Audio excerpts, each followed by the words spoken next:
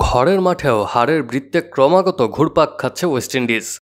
অস্ট্রেলিয়ার কাছে ৩ টেস্টের সিরিজে একপেশে ধবল ধুলাইয়ের পর টি-20তেও সিরিজ হাতছাড়া করে দুইবারের বিশ্ব চ্যাম্পিয়নরা। আগের ম্যাচে সিরিজ হার নিশ্চিতের পর বাকি দুটি টি-20 হতো তাদের জন্য সান্ত্বনা পাওয়ার লড়াই, কিন্তু চতুর্থ ম্যাচে আজ ২০৫ রান করেও অজিদের কাছে তারা হেরেছে ৩ উইকেটে।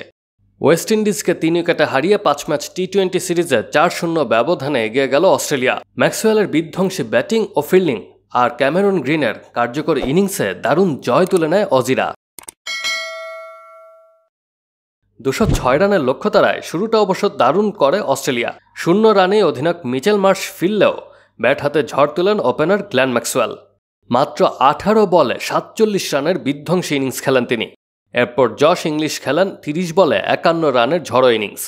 তবে মাঝের ওভারগুলোতে হঠাৎ ধস নামে অজিদের ইনিংসে। তখনই দৃঢ়তা দেখান ক্যামেরন গ্রিন। এক প্রান্তে উইকেট ধরে রেখে ৩৫ বলে অপরাজিত ৫৫ রান করে দলকে জয়ের বন্দরে পৌঁছে দেন তিনি। দ্বিতীয় ম্যাচ খেলতে নামা তরুণ ক্যারিবীয় পেসার জেডাইয়া ব্ল্যাডস আলো ছড়িয়েছেন বল হাতে।